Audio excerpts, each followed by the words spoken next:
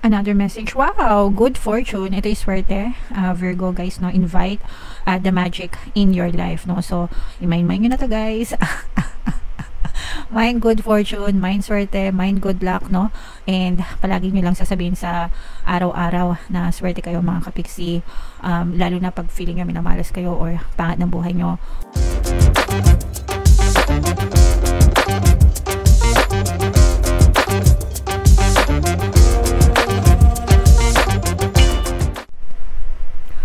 Hello guys, hello Virgo, welcome back to Pinoy Pixie Tarot. Ang pamagat ng episode natin for tonight is messages from the universe para sa Virgo, Sun, Moon, Rising, Sign, and Venus for October to November guys. So unahin natin tong deck na to guys. Kung ano na lang yung makaresonate sa inyo guys, take that message. So, cheer up mga kapiksi, live in the moment, no? Maging masaya tayo sa kung ano man yung meron tayo ngayon. Yung now moment natin mga kapiksi, yun lang yung meron tayo. Yung past natin tapos na, nakaraan na. Yung future wala pa mga kapiksi. All we have is yung now moment natin, yung present moment natin. Present is a gift, diba? So, that's a gift from the universe. So whatever you have sa present moment nyo guys, matuto kayong magpasalamat, matuto kayong mag-appreciate mga kapiksi. Be happy, be grateful, and the more na grateful kayo guys dyan sa mga blessings na yan, the more na pagkakalooban din kayo ng universe ng mga blessings mga kapiksi. Okay? Another message. Wow, good fortune. Ito is swerte. Virgo guys, no, invite the magic in your life, no. So, imayin-mayin nyo na to guys. Mind good fortune, mind swerte, mind good luck, no. And palagi nyo lang sasabihin sa araw-araw na swerte kayo mga kapiksi, lalo na pag feeling nyo minamalas kayo or pangat ng buhay nyo. Always tell yourself, swerte ako. Ito, favorite affirmation ko guys when it comes to luck, no. Swerte ako, swerte ako, swerte ako, swerte ako sa lahat ng aspeto ng buhay ko. Okay?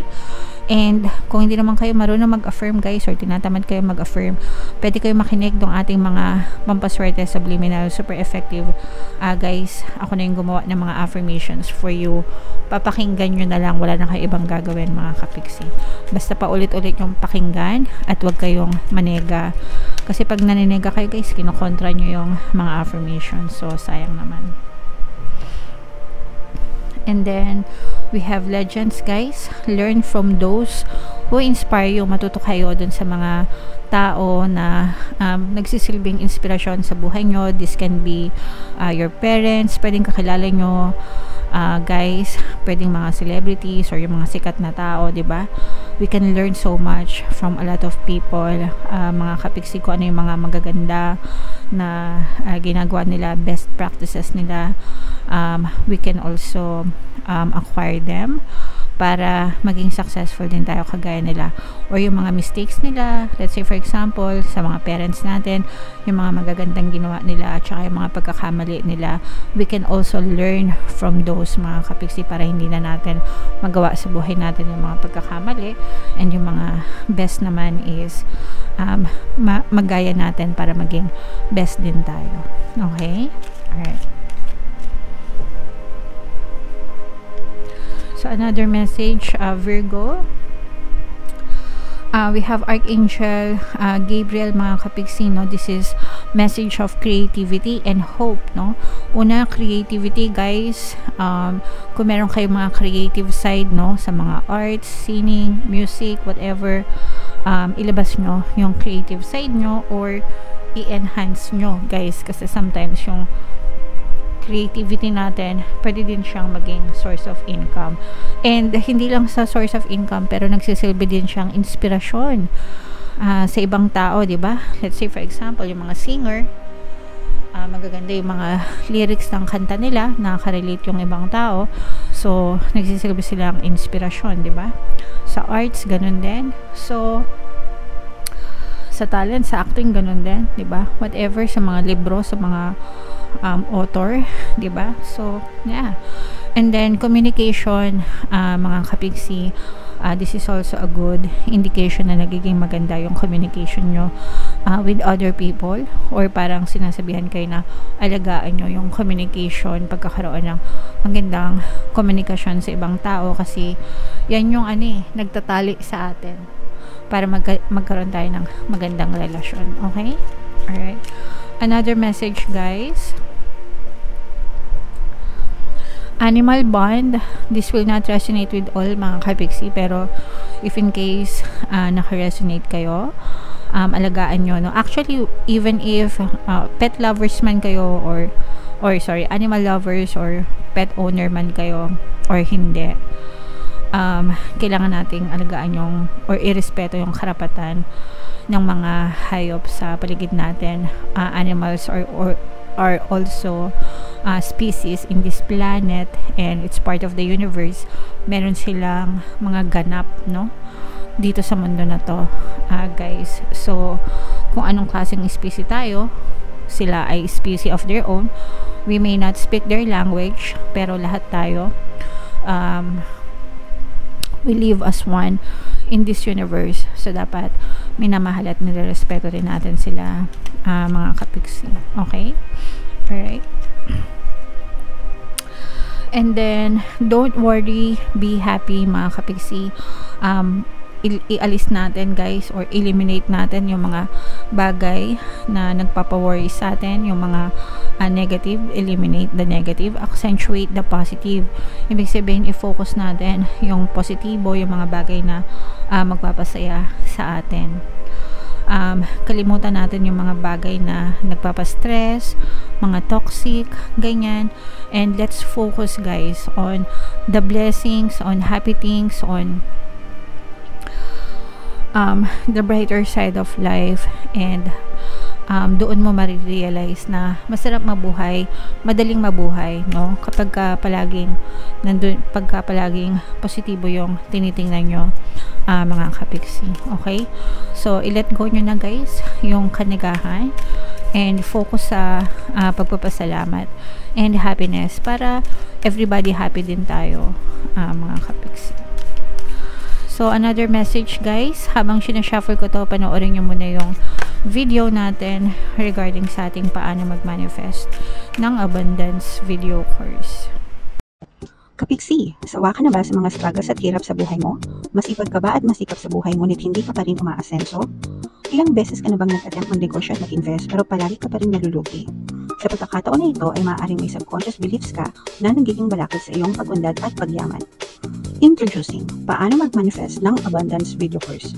Dito ay matututunan mo ma-overcome ang mga balakid mo para tuluyan ka ng umunlad, umasenso, sumagana, maging matagumpay, successful at maswerte sa iyong kabuhayan, pera, trabaho, negosyo, salapi at kaperahan ng bonggang-bongga. Dali, mag-send na ng email sa pinoypixie@gmail.com at simulan na ang iyong pagyaman ngayon. Alright. So, sa lahat ng gusto mag-avail ng course, guys, meron tayong freebie ngayong October. Magbibigay tayo ng free 3-in-1 pampaswerte sa Subliminal, pampaswerte sa buhay, sa pera, at saka sa love life. Worth 1,500 yung freebie na yan, guys. Kaya i-avail nyo na. And meron din tayong bagong course, paano mawala ang third party at magkaroon ng harmonious na relationship para mawala yung mga kabit ng mga jowa nyo, guys. Okay? So, yeah. Ito yung additional message, guys. You have what it takes. In Tagalog, mga kapiksi, nasa iyo na ang lahat. Okay, nasa iyo ang lahat, mga kapiksi. You have what it takes to reach your dreams. Lahat nasa iyo, mga kapiksi. Lahat posible. Walang limitasyon, guys, no? Nagkakaroon lang tayo ng limitasyon sa buhay. Pag nililimit din natin siya sa isip natin, ay naku, hindi ko kaya yan. Ay naku, hindi ko makukuha yan kasi ganito, ganyan. Ay naku, hindi mangyayari yan kasi ganito, ganyan. So, if ganun yung pag-iisip nyo, you are exercising your limiting beliefs, okay? And yan yung sisira sa buhay nyo, sa mga pangarap nyo sa buhay. So, palagi nyong sasabihan na you have what it takes. Kung kaya ng iba, guys, kaya nyo din, no? Yun yung isa sa mga magandang motivation na pwede nyong sabihin sa sarili nyo. I-comment nyo na rin yan sa baba, guys, no? Kung kaya ng iba, kaya ko rin. Kung nagagawa ng iba, magagawa ko rin. Okay? Pare-parehas tayong mga anak ng Diyos, guys. Pare-parehas tayong nakatira sa earth, no? So, pare-parehas lang din tayo ng resources, mga kapiksi. And kailangan mo lang lakasan yung loob mo and maniwala sa sarili mo. You can be, do, and have anything that you want. Basta focus ka lang. Okay? Alright. So, ito guys, basahin natin. Always follow your heart unless it's been broken. Then you must lead it back into love, the universe.